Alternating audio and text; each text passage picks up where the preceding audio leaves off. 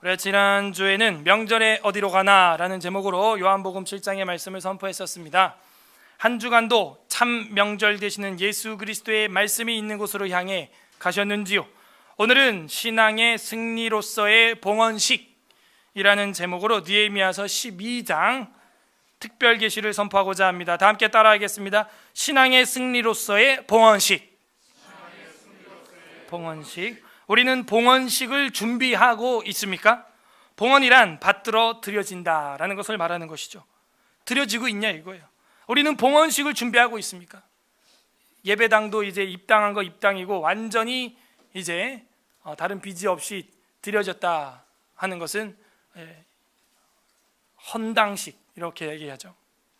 그 물질을 드리는 건 헌금이라고 이야기하는 것이죠. 그래서 봉헌이라고 하는 것은 받들여서 드려진다 하는 것이에요. 우리는 예수 그리스도의 피값으로 지불되어 살 수 있게 된 사람들입니다. 그게 그리스도인들이에요. 하나님의 것이 된 사람들이죠. 하나님 거예요. 우리는 우리의 삶이 마땅히 하나님께 드려져야 하는 것이죠. 인생은 한 번이고 다시 연습하거나 반복할 수 없습니다.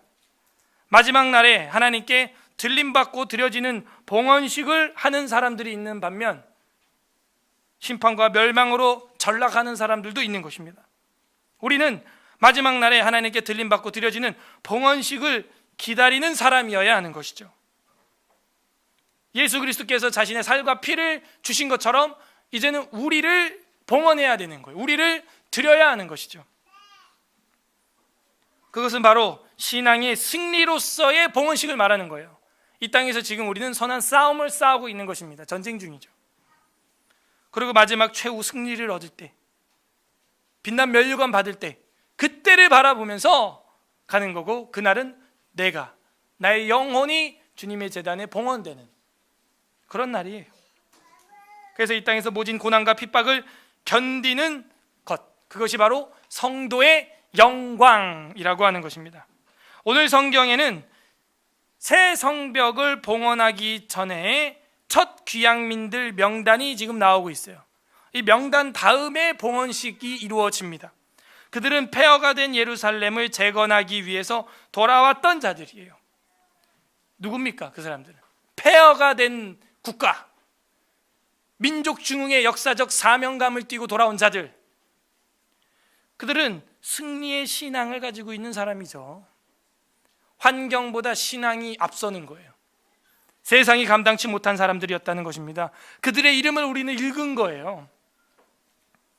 그들에게 봉헌식이라고 하는 영광을 하나님이 이후에 주신 것이죠. 부디 오늘 말씀을 통해서 승리하는 신앙을 통해 마지막 날에 하나님께 드려지는 저랑 여러분이 되시기를 주님의 이름으로 간절히 소망합니다. 12장 새 성벽 봉헌식 전체 이야기는 그래요. 근데 바로 봉헌 이야기가 나오는 게 아니고 봉헌식인데 사람 이름 명단이 나온다는 것입니다. 그래서 12장 1절부터 26절까지가 제사장과 레위 사람들 명단이에요. 1절에서 26절까지가 제사장과 레위 사람들. 1절 특히 이제 한 달락으로 구성된 1절부터 7절까지는 첫 귀향민들과 함께 온 제사장들이죠. 그러니까 제일 처음 첫 발을 내디딘 신앙인들입니다. 12장 1절 스알디엘의 아들 수룹바벨과, 우리 수룹바벨 잘 알고 있죠? 수룹바벨 다윗의 자손이고 마태복음 1장의 메시아의 족보에 나오는 사람이에요. 이 한 사람을 하나님께서는 어떻게 삼는다 그랬어요? 내가 너를 도장과 같이 인장과 같이 쓰겠노라 이랬어요. 그건 우리가 에스라, 느헤미야서에서 공부를 다 한 바입니다. 그래서 이 한 사람이 준비되니까 엄청난 역사가 일어나는 것이죠. 회복의 역사가 일어나는 거예요. 수룹바벨과 예수아와 함께 돌아온 제사장 레위 사람들은 이러하니라 해놓고 제사장들은 하면서 제사장들 먼저 다루고 있어요. 여러분, 한 나라를 세워나가는 데 있어서 뭐가 제일 앞서고 있다고 보이십니까? 바로 신앙의 사람들, 믿음의 사람들, 이 사람들이 나라를 재건해 나가는 것입니다. 제사장들은 스라야와 예레미야와 에스라와 아마랴와 말룩과 핫투스와 스가냐와 루훔과 무레목과 이또와 긴느도이와 아비야와 미얀민과 마아디아와 빌가와 스마야와 요야립과 여야다와 살루와 이목과 힐기야와 여다야니 이상은 예수와 때 제사장들과 그들의 형제 지도자들이었느니라. 그래서 첫 번째 귀향민들 지도자들 명단이 나오고 있어요. 이런 걸 보면서 우리는 생각해야 돼요. 어떤 사람의 이름이 성경에 기록되어 있다는 것은 이건 누가 기억한다는 거예요? 하나님이 기억하신다는 거예요. 저랑 여러분의 이름도 어떻게 되고 있어요? 기록되고 기억되고 있어요. 뭐 교회 연역 누가 개척을 했다. 교회 연역 보게 되면 어떻게 해가지고 장로 임직을 했고, 누가 첫 번째 장로였고 두 번째 장로였고, 누가 어떻게 사역을 했고 어떻게 사임을 했고, 그런 게 우리 교회 홈페이지에도 보면, 요즘에는 뭐 우리 방송팀이 일을 안 하는데 2017년까지는 그 기록이 성실하게 되어 있습니다. 예, 이렇게. 그래서 이 모든 것들을 기록한다는 건 뭐예요? 그 지적을 인정하고 우리 자식들에게 가르치라는 거예요. 어떠한 개인의 봉사와 섬김을 할 때 왼손이 하는 거 오른손 모르게 하는 것도 맞지만, 성경을 보면요, 누구보다 앞장서서 그 폐허의 현장에서 개척 정신을 발휘한 사람들의 공적을 치하해 주는 것은 지극히 성경적이라는 것이죠. 그래서 누구의 이름을 거론하고 누구의 이름을 높일 때 그것이 꼭 나쁜 것만은 아니에요. 성경에 나오잖아요. 그리고 그게 교육이 됩니다. 누구한테? 자손들에게. 너희 아버지는, 너희 할아버지는 이런 분이었다. 성경 66권을 배우고 그렇게 가르치려고 열심히 성경을 몇 번 나이 수만큼 읽고 집회에 참여하고 이렇게 했던 분이셨다. 응? 그런 것들이 기록이 돼야 되는 거예요. 하나님은 그걸 기억하십니다. 저랑 여러분도요, 첫 번째 귀향민이에요. 어떻게 보면 서울 하늘 아래 이런 교회가 없어요. 성경 전체를 가르치고 이걸로 성도들을 훈련시키고 자녀들을 집에서 키우면서 그 자녀들을 또 어떻게 이걸로 가르쳐 볼까? 첫 번째 귀향민들이죠. 그러니까 다소 힘들어요. 고난이 있습니다. 만만치 않죠. 근데 끝까지 남아있는 자들은 영광을 보는 거예요. 그 일을 하는 거예요. 그걸 자손들에게 유산으로 남겨주는 것입니다. 제일 먼저 민족 중흥의 역사적 사명을 가지고 온 세대. 대한민국 경제 발전만 봐도 사실은 저 같은 사람은 수혜자죠. 혜택을 보고 있는 사람이죠. 그죠? 저희 아버지만 해도 죽을 똥 살 똥 사셨습니다. 진짜. 그 영화로 제작된 게 오래전에 나왔던 그 국제시장 영화 보셨어요? 보신 분? 예, 내리시고. 성경을 안 보면 영화라도 보십시오. 예, 그걸 보면 역사를 알게 돼요. 아, 우리 대한민국이 이런 정말 처절함 속에서 이루어졌구나. 근데 그게 딱 저희 아버지 또래가 주인공으로 나오는 영화거든요. 예, 6.25 겪고 피난통에 가족들이 흩어지고, 월남전에 참여해서 간호사들은 독일로 그리고 이렇게 가가지고요, 거기서 거동 못하는 할아버지들이 똥 닦고 휴지 받아내는 그 일들, 그걸 한 거예요. 남자분들은 탄광에 들어가서 막장까지 들어가가지고 폐암이 걸려가면서 그 일을 한 것이죠. 그 영화 보고 전 많이 울었어요. 저희 아버지를 좀 이해할 수 있게 됐거든. 왜 저런 꼰대가 되었느냐, 이해가 되는 거예요. 정말 우리하고는 뭐 취업이 안 된다, 그 게임이 안 돼요. 그거하고 진짜 총알이 오고 가고 죽기 살기로 진짜 이산저산을 헤매면서 먹고 살았던 그런 분들입니다. 우리는 절대 모르죠. 그게 바로 이 12장 1절에서 7절까지 나와 있는 사람들이라는 거예요. 그래서 형제의 지도자들이었느니라.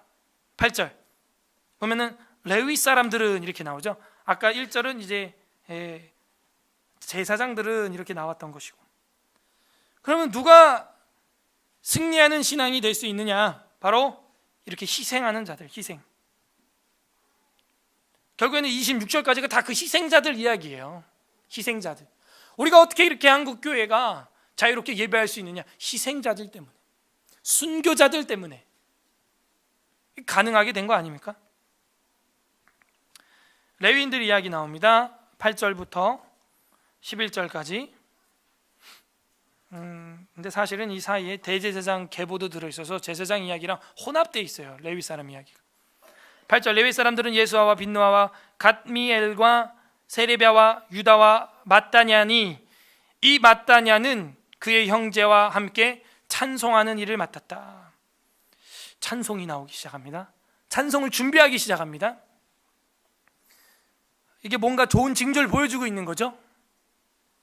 9절에 또 그들의 형제 박부갸와 운노는 직무를 따라 그들의 맞은편에 있었고 그 성가대의 찬양단 배치를 말하고 있어요.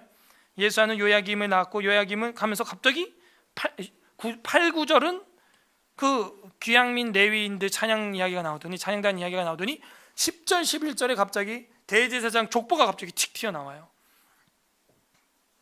예수아는 요야김을 낳고 요야김은 엘리야십을 낳고 엘리야십은 요야다를 낳고 요야다는 요나단을 낳았고 요나단은 얏두아를 낳았느니라. 이건 대제사장 계보입니다.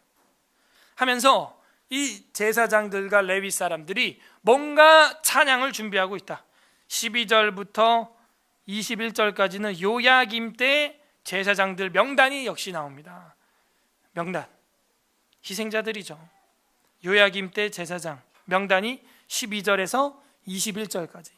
요야김 때 제사장 족장된 자는 스라야 족속에는 무라야요, 예레미야 족속에는 하나냐요, 에스라 족속에는 무술람이요, 아마랴 족속에는 여호하나니요, 말루기 족속에는 요나단이요, 스바냐 족속에는 요셉이요, 하림 족속에는 아드나요, 무라요 족속에는 헬게요, 이또 족속에는 스가냐요, 긴느논 족속에는 무술람이요, 아비야 족속에는 시그리요, 미냐민 곧 모야다 족속에는 빌데요, 빌가 족속에는 삼무아요, 스마야 족속에는 여호나단이요, 요야립 족속에는 마뜨네요, 여다야 족속에는 우시리요, 살레 족속에는 갈레요, 아목 족속에는 에베리요, 힐기야 족속에는 하사비아요, 여다야 족속에는 느다넬이었느니라. 딱 발음도 힘든 그런 사람들이 계속 나오는 이유가 뭐예요? 첫 번째 귀양민 중에 있었던 제사장들이다. 제사장들. 얼마나 예배하기 힘든, 얼마나 개척하기 힘든 그런 정치적, 경제적, 종교적 상황 속에서도 자신들의 삶을 드렸던 사람들, 명단인 거예요. 그리고 레위 사람들 추가 정보가 22절, 23절 계속 나옵니다.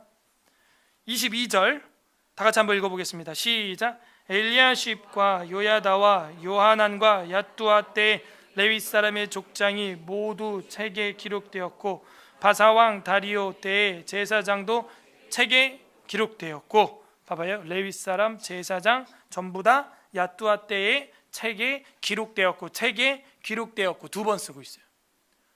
기록을 하는 것이죠. 역사를 기록을 한다는 것은 기억하게 하려는 건데 목적이 있는 것입니다. 이렇게 해야 한다, 이렇게 해서는 안 된다 하는 것이죠. 23절 레위 사람의 족장들은 엘리야십의 아들 요하난 때까지 역대지략에 기록되었으며, 역사예요. 완전히 기록된 건데 성전 중심의 역사를 쓰고 있는 게 역대지략이라고 하는 겁니다.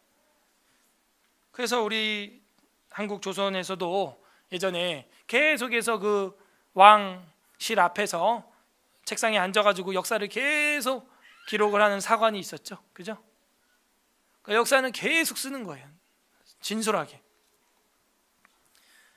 그래서 그 족장이 모두 책에, 또 제사장도 책에 다 기록되었습니다. 저랑 여러분은 지금 어떻게 역사에 기록되고 있습니까? 사도행전 28장 강좌가 끝나고 나서 늘 하는 얘기가 뭐예요? 사도행전 29장을 우리가 써 내려가야 하지 않느냐?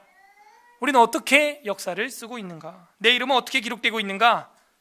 서울 에스라교회 역사에 난 어떻게 남고 있는 것인가? 생각해 봐야 될 문제입니다. 24절 26절에 레위 사람들의 사역이 나옵니다. 24절 레위 족속의 지도자들은 하사비아와 세레비아와 감미엘의 아들 예수아라. 그들은 그들의 형제의 맞은편에 있어 하나님의 사람 다윗의 명령대로 순서를 따라 주를 뭐했어요? 찬양하며 감사하고, 마따냐와 박부게와 오바댜와 무술람과 달몬과 악굽은 다 문지기로서 순서대로 문 안의 곡간을 파수하였으니 하였나니, 파수한다는 것 자체가 나팔을 불 줄 알고 나팔을 불 줄 안다는 것 자체가 악단이라는 걸 보여주고 있고 성가대라는 걸 말해주고 있는 거예요. 26절, 이상의 모든 사람들은 요사닥의 손자 예수아의 아들 요야김과 총독 느헤미야와, 우리가 지금 보고 있는 느헤미야서의 느헤미야, 제사장 겸 학사 에스라 때에 있었느니라 하면서 느헤미야와 에스라가 동시대 인물이라는 것을 말하고 있습니다. 그래서 이 레위 사람들의 사역이라고 하는 것은 바로 파수하고 지키는 것, 그리고 주를 예배하며 찬양하는 일에 앞장서는 것, 그리고 더 나아가서는 이제 제사를 집도하는, 예배를 집도하는 그런 일들을 제사장 레위인들이 하게 되는 것입니다. 그리고 27절부터 43절까지가 크게 이제 한 단락을 보면은 성벽을 이제 봉헌하는 이야기가 나오죠. 그러니까 여기 봉헌식이 중간에 나온다는 이야기는 이 앞에 명단이 의미가 있다는 거죠. 머릿돌 아니면은 그런 거 있죠. 건물을 하나 건축을 했는데 그 기념실이나 기념비나 이런 거 보면 그 사람들 이름이 이렇게 쫙 나오는 거예요. 몇 년도 몇 월 며칠에 기공식을 했고, 누가 이걸 어떻게 했고, 어떻게 헌납을 해서 어떻게 해서 이렇게 건축을 하게 되었다. 그래서 이 봉헌식을 위해서 준비한 사람들, 물질적으로 또 몸으로 또 여러 가지 제도와 예배의 섬김으로, 찬양으로, 그런 메시지가 행사에 들어있는 걸 우리는 읽어내야 합니다. 27절부터 성벽 봉헌식이 나오고 27절부터 30절까지가 봉헌 준비가 나옵니다. 예루살렘 성벽을 봉헌하게 되니, 봉헌한 거예요. 그럼 목사님 6장의 그 성벽 완공한 건 뭡니까? 그거는 완공이죠. 그냥 완공만 한 거예요. 52일 만에 완공되었더라. 완공은 했는데 너무나 많은 환난과 방해꾼 때문에 봉헌을 하지 못한 것입니다. 봉헌식, 낙성식을 하지 못한 것이죠. 그래서 그거는 별개로 봐야 되는 것입니다. 봉헌하게 되니 각 처에서 레위 사람들을 찾아 예루살렘으로 데려다가 감사하며 노래하며 재금을 치며 비파와 수금을 타며 즐거이 봉헌식을 행하려 하며, 즐거이 밑줄, 지금 이들의 감정을 보여주고 있어요. 봉헌식을 하고 예배를 하고 이 복잡하고 난해하고 큰 행사를 준비하는데 지금 마음이 어때요? 즐겁다, 즐거워. 그러니까 이 느헤미야가 이제 마지막 장으로 가면서 지금 보여주고 있는 게 뭐냐면요, 이 이스라엘 백성들의 마음의 회복을 보여주고 있는 거예요. 이전에는 어땠어요? 좌절과 절망과 포로와 낙심과 노예 생활과 억압, 이것이 그들의 감정이었는데 바벨론을 통해서 출애굽에서 맛보았던, 소고치며 노래했던 출애굽 탈출의 노래와 같이 지금 여기서 즐거움 찬양을 회복시켜 주는 걸 보여주고 있는 것이죠. 여러분은 지금 감정이 어때요? 즐거워요? 어때요? 점검해 볼 수가 있는 거예요. 오늘 교회 나오는데 나는 심히 즐겁다, 그런 사람, 또 오늘 목사님이 설교를 얼마나 길게 할까 심히 짜증나 있다 난, 이런 사람.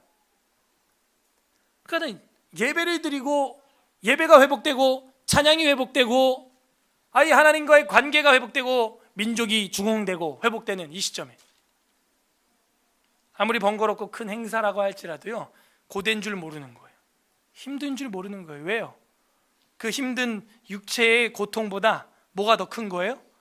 마음의 기쁨과 즐거움이 훨씬 큰 거예요. 이게 기독교의 신비예요. 사실은요, 신비.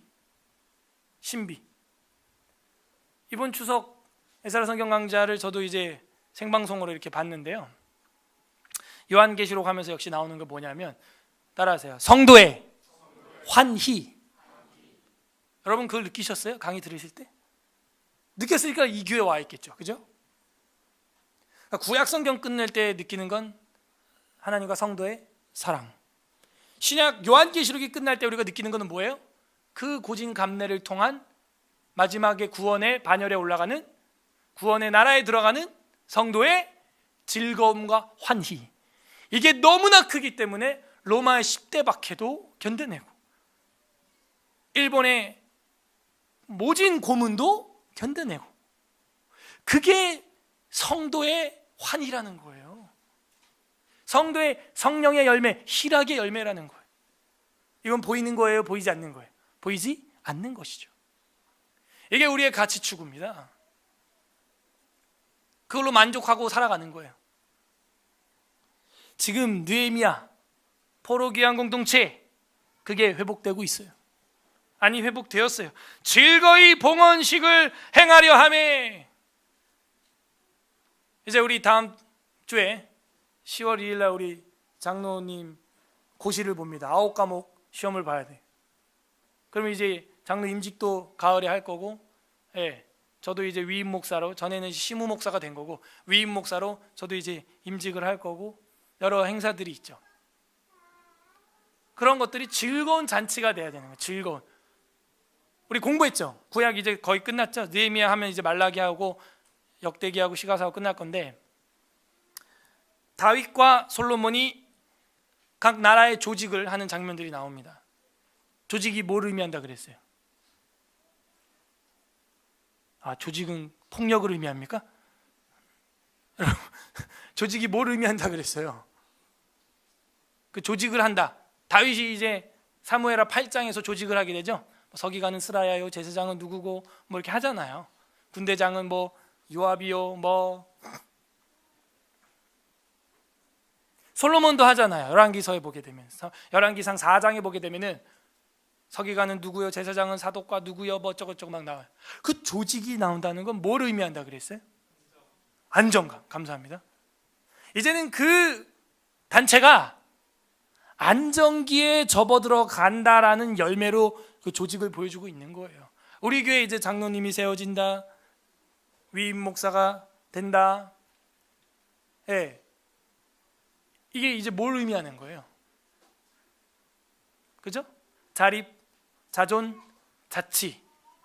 이제 이 세 가지 선교의 핵심에 있어서 자립, 자존, 자치가 되어져 간다, 안정기에 들어간다 하는 걸 보여주고 있는 거죠. 그리고 모든 행사들, 그런 것들이 어떻게 다가와야 돼요? 아, 피곤해. 그게 아니고 즐거이 봉헌식을 행한다. 우리 교회 이제 봉헌식도 해야죠. 입당 예배만 했지 헌당은 아직 못하고 있어요. 헌당을 하는 데까지 우리가 함께 나가자 이러면 어떻게 해야 돼요? 아따, 또 목사님 또 돈 내라 그러네, 또 짜증나게 그러는 거예요? 우리 어디 선교합시다. 아따, 또 돈도 없어 죽겠는데 또 선교헌금 하라 그러네, 또 그러는 거예요? 표정이 다 그래 지금. 그게 아니고요. 즐거이 봉헌하니, 봉헌식 하니, 예배의 회복을 보여주고 있어요. 즐거이 봉헌식을 행하려 하매 이에 노래하는 자들이 예루살렘 사방들과 느도바 사람의 마을에서 모여들고 또 벳길갈과 게바와 아스마웻들에서 모여들었으니 이 노래하는 자들은 자기들을 위하여 예루살렘 사람 사방의 마을들을 이루었음이라. 제사장들과 레위 사람들이 몸을 정결하게 하고 또 백성과 성문과 성벽을 정결하게 하니, 봉헌 준비를 하고 있는 겁니다. 스탠바이. 여러분도 무슨 행사가 있으면 청소도 하고 정리도 하고 깨끗하게 이제, 그죠? 외국에 귀빈이 온다 그러면 공무원들 바쁘죠. 네. 정리정돈 청소하느라고. 그런 거예요. 자, 31절부터는 이제 봉헌식 행진이 나옵니다. 31절부터 39절까지. 이에 내가 유다 남방들을 성벽 위에 오르게 하고, 죄송합니다. 이에 내가 유다의 방백들을 성벽 위에 오르게 하고 또 감사 찬송하는 자의 큰 무리를 둘로 나누어 성벽 위로 대오를 지어 가게 하였는데, 한 무리는 오른쪽으로 분문을 향하여 가게 하니 그들의 뒤를 따르는 자는 호세야와 유다 지도자들의 절반이요 또 아사랴와 에스라와 무술람과 유다와 베냐민과 스마야와 예레미야이며 또 제사장들의 자손 몇 사람이 나팔을 잡았으니 요나단의 아들 스마야의 자손 마따냐의 증손 미가야의 현손 삭굴의 5대손 아삽의 6대손 스가랴와 그의 형제들인 스마야와 아사렐과 밀랄레와 갈랄레와 마에와 느다넬과 유다와 하나니라 다 하나님의 사람 다윗의 악기를 잡았고, 다윗의 악기가 뭘까요? 현악기를 말하는 거예요. 현악기. 오늘날로 하면 이제 클래식 현악기. 물론 뭐 밴드에도 뭐 전기를 이용해서 쓰는 악기들이 있죠. 현악기인데 전기를 이용한 것들이 있는데 이때는 뭐 전기가 없죠. 다윗의 악기를 잡았고, 학사 에스라가 앞서서 역시 이 음악을 지도하는 자의 1차 조건이 뭔지 아세요? 음대를 나와야 된다, 콩나물을 볼 줄 알아야 된다, 절대 음감이 있어야 된다. 그게 아니에요. 성경 지식이 있어야 돼요. 그래야 올바른 음악을 할 수 있어요. 다윗의 악기를 잡았고 학사 에스라가 앞장서요. 네. 이거는 부를 수 있는 노래인가 아닌가? 그거 어떻게 분별해요? 음대 가서 분별해요? 아니에요. 신학을 해서 분별해야 돼요. 저는 개인적으로는 분별이 돼요. 이게 언제, 어느 때, 누구랑 어떻게 들어야 되는 음악인지 분별이 돼야 돼요. 분별이. 다윗의 악기를 썼다고 할 때 그러면은 노래는 무슨 노래를 했겠어요? 다윗의 노래를 했겠죠. 다윗의 노래는 뭐가 있어요? 시편이에요. 시편. 근데 한국교회는 시편을 집어 던졌어요. 시편 안 불러요. 가장 신령한 노래인데 안 불러요. 다윗의 악기를 잡았고 학사 에스라가 앞서서 37절 샘문으로 전진하여 성벽으로 올라가는 곳에 이르러 다윗성의 층계로 올라가서 다윗의 궁 윗길에서 동쪽으로 향하여 수문에 이르렀고, 감사 찬송하는 다른 무리는 왼쪽으로 행진하는데 내가 백성의 절반과 더불어 그 뒤를 따라 성벽 위로 가서 화덕망대 윗길로 성벽 넓은 곳에 이르고 에브라임 문 위로 옛문과 어문과 하나넬 망대와 한마아 망대를 지나 양문에 이르러 감옥문에 멈춤에 이에 감사 찬송하는 두 무리가 하나님의 전에 섰고, 또 나와 민장의 절반도 함께 하였고, 제사장 엘리야김과 마세야와 미나민과 미가야와 엘료에네와 스가랴와 하나냐는 다 나팔을 잡았고, 또 마세야와 스마야와 엘르아살과 우시와 여호하난과 말기야와 엘람과 에셀이 함께 있으며 노래하는 자는 크게 찬송하였는데 그 감독은 에스라히야라. 찬송이 계속 나오고 있습니다.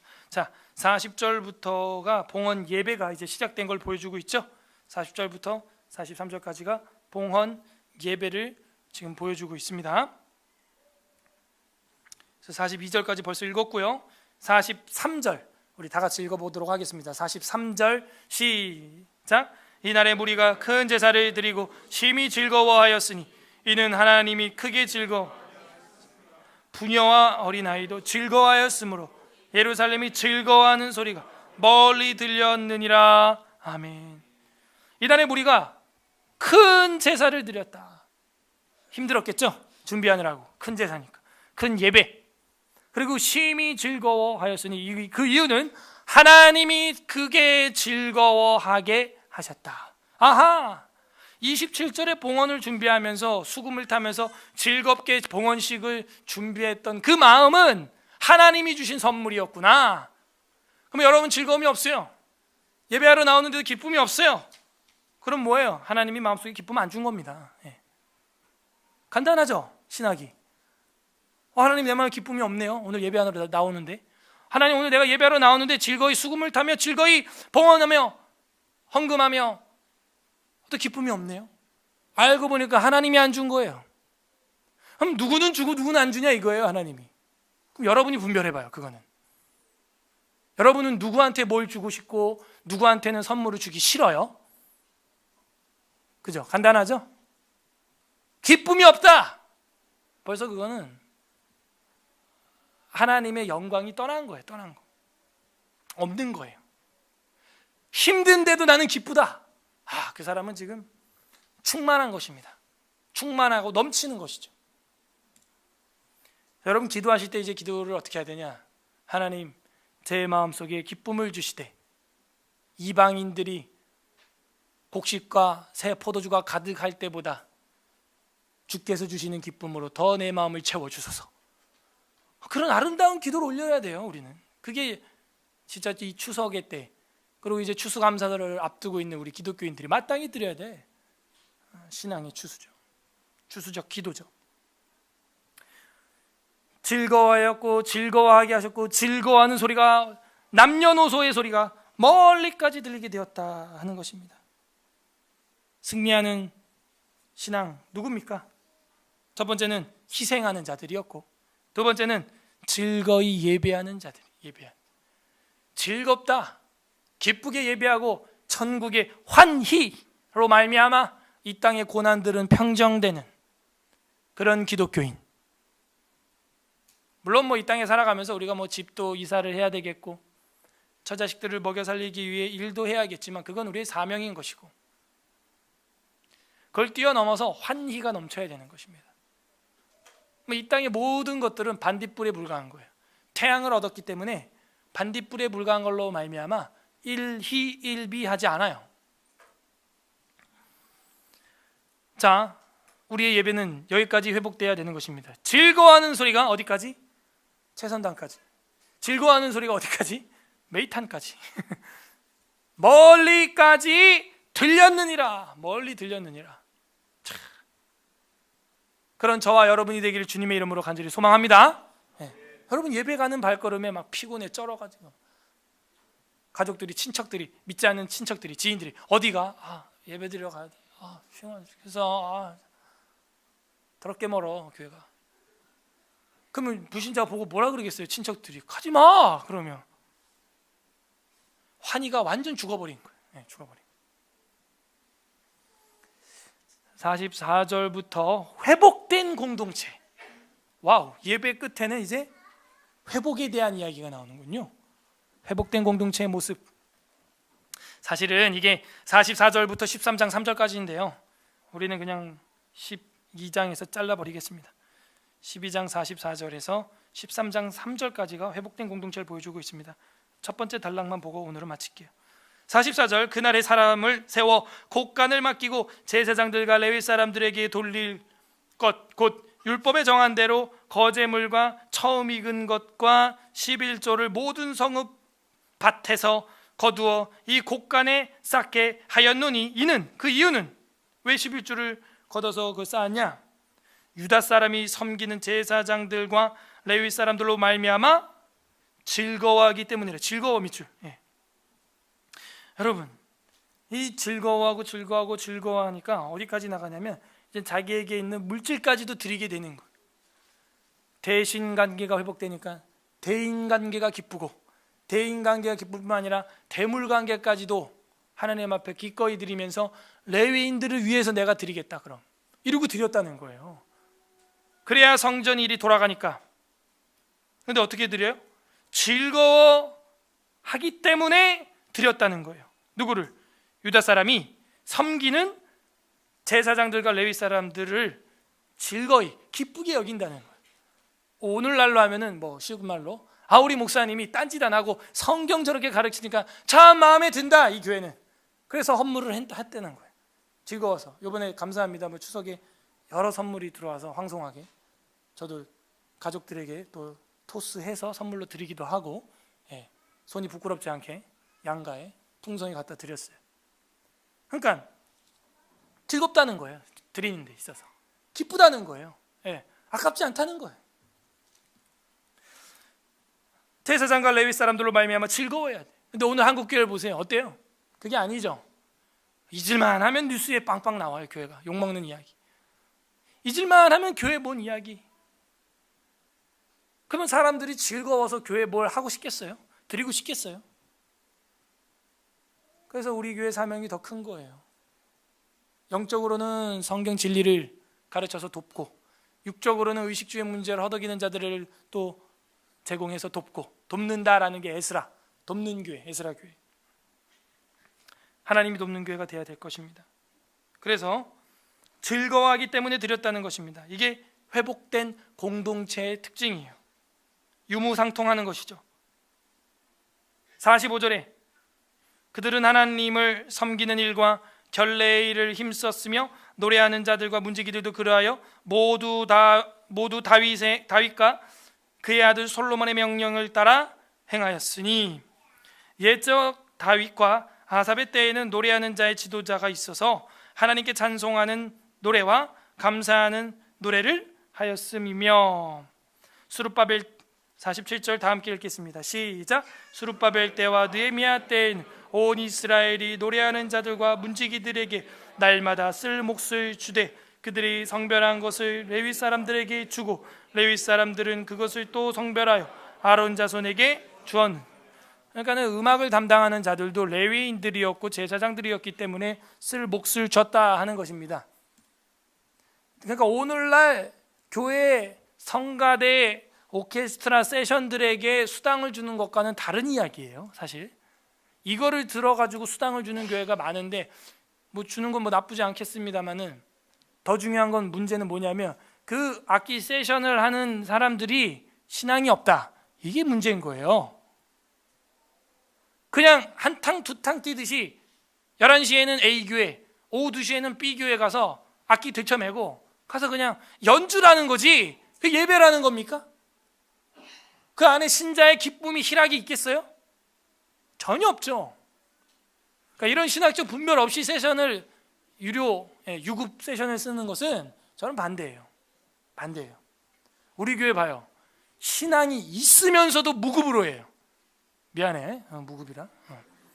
신앙이 있으면서도 무급으로 하고 있다니까요 지금. 그럼 이 정도 되면 우리가 이제 자립자존 자치가 만약 우리 교회가 된다면 우린 어디까지도 사실 생각해봐야 되는 거예요? 유급까지도 생각을 해봐야 되는 거예요.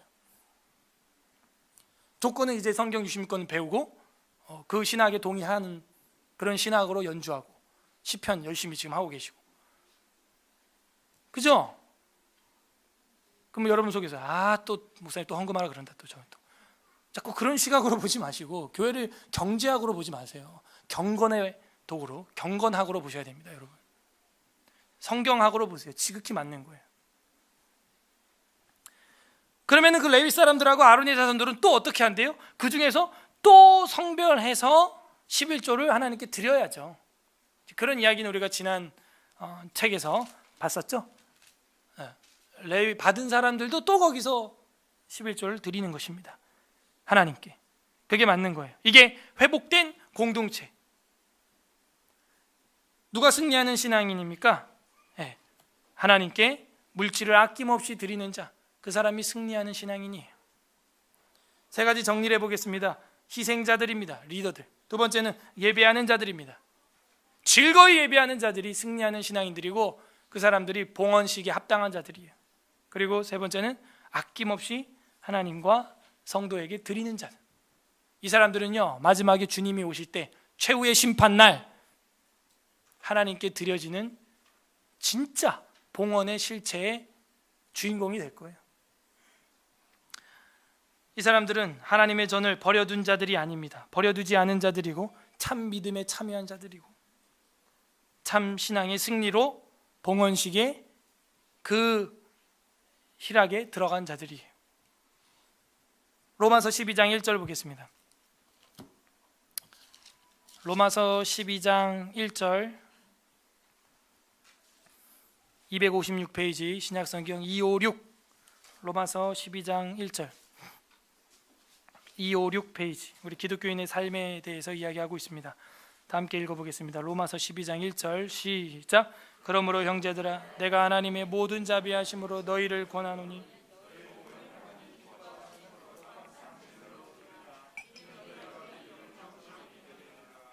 산 제물로 드리라, 이렇게 되어 있습니다. 저랑 여러분의 삶을 이젠 거룩한, 깨끗한, 청소된, 정리된, 정말 봉헌식에 앞서서 봉헌을 준비하고 정리정돈하고 청소하고 악기를 조율하는 것처럼 우리의 삶을 이젠 잘 정리정돈하여 거룩하게 하나님 앞에 산 제물로 드려야 한다는 것이죠. 드려야 한다. 이는 너희가 드릴 영적 예배니라 하는 거예요. 마땅히 드릴, 이건 너희들이 드릴 마땅한 영적 예배다. 신령한 예배다. 우리의 삶을, 몸을 주님께 드리는 것. 고린도전서 3장 23절 보겠습니다. 다음 책 고린도전서 3장 23절. 고린도전서 3장 23절 266 페이지, 신약성경 266페이지, 고린도전서 3장 23절 합독합니다. 시작. 너희는 그리스도의 것이요 그리스도는 하나님의 것이다. 저랑 여러분 누구 겁니까? 하나님 거예요. 하나님께 드려져야 됩니다. 하나님께 봉헌돼야 돼요. 그러려면 첫째, 희생할 줄 알아야 돼요. 즐거운 예배를 드릴 줄 알아야 돼요. 즐거움과 기쁨이, 천국의 환희가 이 땅의 모든 고통을 덮어버리는 그런 삶을 살아야 되는 거예요. 질병이 들었다 할지라도 그 질병 때문에 주를 믿거나 주를 원망하거나 하는 것이 아니라 그 질병 속에서도 하나님의 섭리와 인도하심을 묵상할 줄 알아야 돼요. 내 인생을 어떻게 마무리할 것인가? 웰빙이 아니라 웰다이를 준비할 줄 알아야 돼요. 그리고 승리하는 신앙, 바로 자기에게 있는 물질도 하나님 앞에 기꺼이 즐겁게, 레위인과 제사장들이 쓴다 할지라도 드릴 줄 알아야 되는, 저랑 여러분은 하나님 것이고 그리스도의 것이고 그리스도는 하나님의 것이기 때문입니다. 웨스트민스터 신앙고백서 제14장 구원에 이르는 신앙에 보게 되면 이런 말이 있습니다. 제14장 구원에 이르는 신앙 3항. 이 믿음에는 정도의 차이가 있어 약한 경우도 있고 강한 경우도 있으며 자주 그리고 여러 모양으로 공격을 당하여 약해질 수 있지만 결국 승리를 얻는다. 그리고 여러 모양으로 자라나서 그리스도를 통하여 온전한 확신에 이르게 되는데, 이는 그리스도께서 우리의 믿음의 창시자요 또한 온전케 하시는 분이시기 때문이다. 무슨 얘기예요? 그리스도 안에 있으면 믿음이 약해질 때도 있고 강해질 때도 있지만 결국은 승리한다는, 믿음이 약해질 때도 있어요. 그러나 결국에는 승리한다. 승리.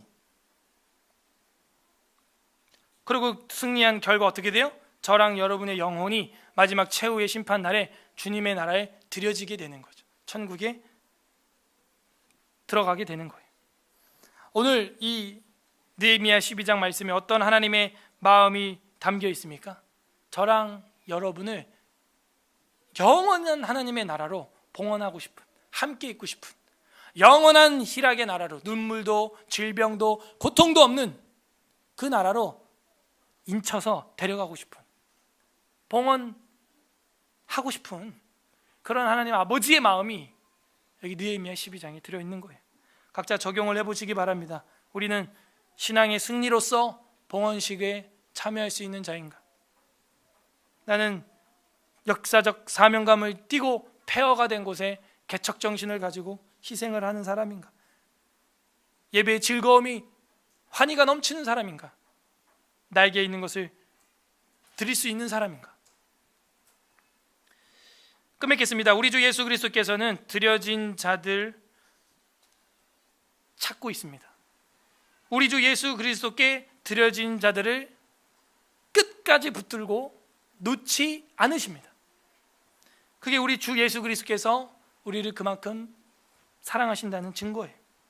마지막 성경책 요한복음 6장 39절 보겠습니다. 요한복음 6장 39절 보고 요한복음에서 또 한 절 보고 정리하고 기도에 들어가겠습니다. 요한복음 6장 39절, 요한복음 6장 39절 154페이지 154 페이지 요한복음 6장 39절 합독합니다. 시작. 나를 보내신 이의 뜻은 내게 주신 자 중 내가 하나도 잃어버리지 아니야. 마지막 날에 다시 살리는 이것이니라. 봐봐요. 나를 보내신 이의 뜻은 내게 주신 자, 내게 있다는 거예요. 내게 바쳐진 자, 봉헌된 자가 있다는 거예요. 근데 그 자들을 어떻게 하냐? 마지막 날에 다시 살려서 완전히 천국에 바쳐진 자가 되게 하기 위함이라는 거예요. 그래서 내게 주신 자 중에서 내가 하나도 잃어버리지 않을 거다. 다 데려갈 거야. 그 얘기를 하시는 거죠. 우리는 주 예수 그리스도께 드려진 자들이에요. 그리고 마지막 최후의 날에 다시 부활체를 입어 천국에 들어갈 자들입니다. 같은 책 17장 6절 보겠습니다. 17장 6절 177 17장 6절 177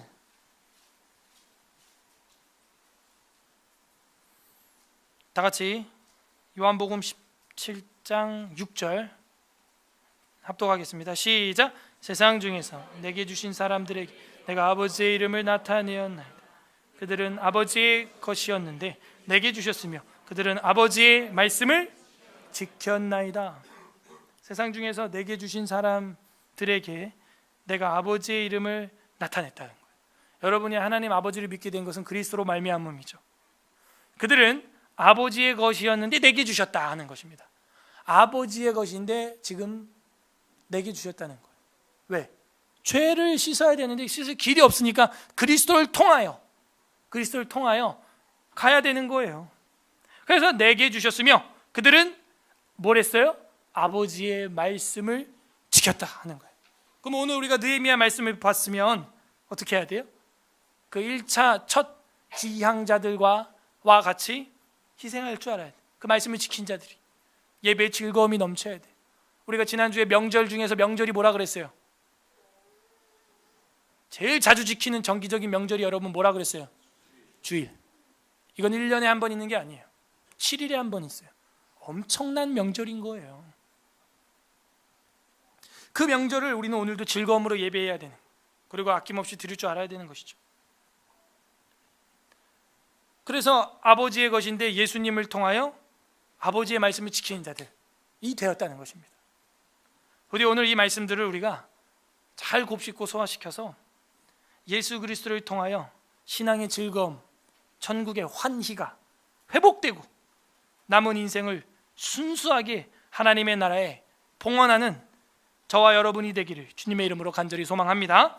우리는 봉헌식을 준비하고 있습니까? 최후의 봉헌식을 우린 준비해야 됩니다. 우리 말씀을 생각하면서, 설교 말씀을 생각하면서 성경 말씀 느헤미야 12장 다 함께 읽어보겠습니다. 제12장. 스알디엘의 아들 스룹바벨과 예수아와 함께 돌아온 제사장들과 레위 사람들은 이러하니라.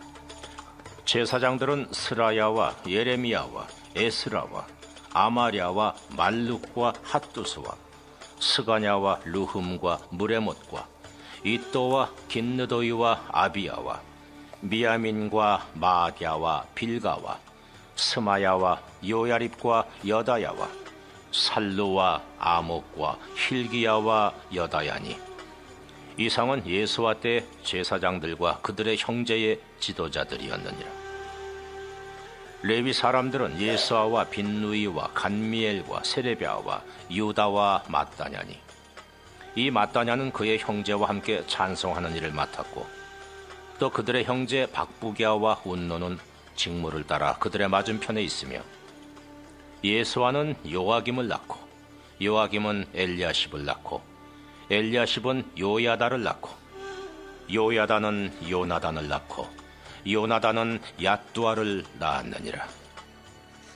요야김 때의 제사장 족장 된 자는 스라야 족속에는 무라야요, 예레미야 족속에는 하나냐요, 에스라 족속에는 무슬람이요, 아마랴 족속에는 여호하나니요, 말루기 족속에는 요나단이요, 스바냐 족속에는 요셉이요, 하림 족속에는 아드나요, 무라여 족속에는 헬게요, 이또 족속에는 스가랴요, 긴느돈 족속에는 무슬람이요, 아비야 족속에는 시그리요, 미냐민 곧 모아디아 족속에는 빌데요, 빌가 족속에는 삼무아요, 스마야 족속에는 여호나단이요, 요야립 족속에는 마뜨네요, 여다야 족속에는 우시요, 살레 족속에는 갈레요, 아목 족속에는 에벨이요, 힐기야 족속에는 하사비아요, 여다야 족속에는 느다넬리였느니라. 엘리야십과 요야다와 요하난과 얏두아 때에 레위 사람의 족장이 모두 책에 기록되었고, 바사왕 다리오 때의 제사장도 책에 기록되었고, 레위 자손의 족장들은 엘리야십의 아들 요하난 때까지 역대 지략에 기록되었으며 레위 족속의 지도자들은 하사랴와 세레랴와 간멜의 아들 예수아라. 그들은 그들의 형제의 맞은편에 있어 하나님의 사람 다윗의 명령대로 순서를 따라 주를 찬양하며 감사하고 마따냐와 박부랴와 오바댜와 무슬람과 달몬과 악굽은 다 문지기로서 순서대로 문안의 곡간을 파수하였나니 이상의 모든 사람들은 요사닥의 손자 예수아의 아들 요야김과 총독 느헤미야와 제사장 겸 학사 에스라 때에 있었느니라. 예루살렘 성벽을 봉헌하게 되니 각처에서 레위 사람들을 찾아 예루살렘으로 데려다가 감사하며 노래하며 재금을 치며 비파와 수금을 타며 즐거이 봉헌식을 행하려 하며 이에 노래하는 자들이 예루살렘 사방 들과 느도바 사람의 마을에서 모여들고 또 백길갈과 게바와 아스마의 들에서 모여들었으니 이 노래하는 자들은 자기들을 위하여 예루살렘 사방의 마을들을 이루었습니다. 제사장들과 레위 사람들이 몸을 정결하게 하고 또 백성과 성문과 성벽을 정결하게 하니라.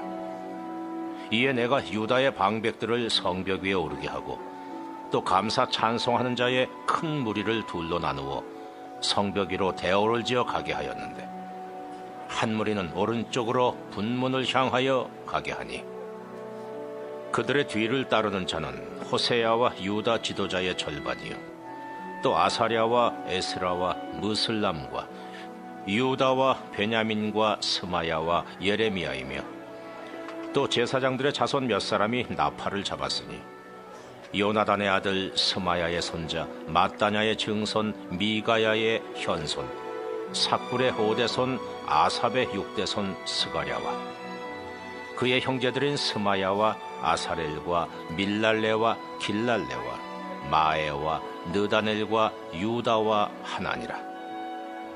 다 하나님의 사람 다윗의 악기를 잡았고 학사 에스라가 앞서서 샘문으로 전진하여 성벽으로 올라가는 곳에 이르러 다윗성의 층계로 올라가서 다윗의 공 윗길에서 동쪽으로 향하여 수문에 이르렀고 감사 찬송하는 다른 무리는 왼쪽으로 행진하는데 내가 백성의 절반과 더불어 그 뒤를 따라 성벽 위로 가서 화덕망대 윗길로 성벽 넓은 곳에 이르고 에브라임 문이로 옛문과 어문과 하나넬 망대와 한메아 망대를 지나 양문에 이르러 감옥문에 멈추매 이에 감사 찬송하는 두 무리가 하나님의 전에 섰고 또 나와 민장의 절반도 함께하였고 제사장 엘리야김과 마아세야와 미냐민과 미가야와 엘요에네와 스가랴와 하나냐는 다 나팔을 잡았고 또 마아세야와 스마야와 엘라살과 우시와 여호하난과 말기야와 엘람과 에셀이 함께 있으며 노래하는 자는 크게 찬송하였는데 그 감독은 예스라히야라.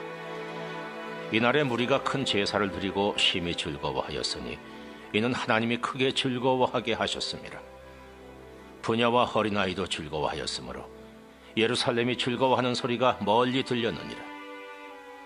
그날에 사람을 세워 곡간을 맡기고 제사장들과 레위 사람들에게 돌릴 것 곧 율법에 정한 대로 거제물과 처음 익은 것과 11조를 모든 성읍밭에서 거두어 이 곡간에 쌓게 하였느니 이는 유다 사람이 섬기는 제사장들과 레위 사람들로 말미암아 즐거워하기 때문이라. 그들은 하나님을 섬기는 일과 결례의 일을 힘썼으며 노래하는 자들과 문지기들도 그러하여 모두 다윗과 그의 아들 솔로몬의 명령을 따라 행하였으니 옛적 다윗과 아삽의 때에는 노래하는 자의 지도자가 있어서 하나님께 찬송하는 노래와 감사하는 노래를 하였음이며 스룹바벨 때와 느헤미야 때에는 온 이스라엘이 노래하는 자들과 문지기들에게 날마다 쓸 몫을 주되 그들이 성별한 것을 레위 사람들에게 주고 레위 사람들은 그것을 또 성별하여 아론 자손에게 주었느니라. 아멘. 우리 이 시간 말씀을 생각하면서 다 함께 기도하는 시간 갖도록 하겠습니다. 기도할 때 첫 번째, 하나님 앞장서서 희생하고 헌신했던 믿음의 선조들 때문에 이렇게 편안하게 은혜의 수혜자가 되었고 혜택자가 되었는데 우리는 안일하게 뒤로 물러나 있고 앞장서서 예배하지 못하고 즐거운 예배를 만들어내지 못하며 또한 하나님 앞에 모든 것을 봉헌하지 못하고 드리지 못하고 있는 우리의 모습 용서하여 주옵소서. 회개하는 기도 올려드리시고, 두 번째, 최후의 심판날 부끄러움 없이 성삼위일체 하나님 앞에 우리 영혼이 서도록 승리하는 신앙으로 저희들을 이끌어 주시옵소서. 세 번째, 내게 있는 시간과 섬김과 물질과 총체적인 것으로 하나님께 드려 봉헌하는 신앙이 되게 하시고, 마지막 날 하나님 앞에 나의 영혼도 봉헌되게 하여 주옵소서. 우리 다 같이 회개하는 기도와 결단하는 기도 올려드리겠습니다. 기도합니다. 하나님 아버지 감사드립니다. 저희로 하여금 이렇게 은혜를 누리게 해주시고 자유로이 주를 예배할 수 있는 아름다운 나라를 허락해 주시니 감사합니다. 이 모든 것들이 믿음의 선조들의 순교의 피와 피의 발자취를 통하여 모든 것들이 이루어짐을 저희들이 고백하고 알고 있습니다. 하나님, 이 모든 것들을 통하여서 하나님께 영광 되게 해주시고 주님의 영광을 나타내는 우리의 삶이 되게 하여 주시옵소서.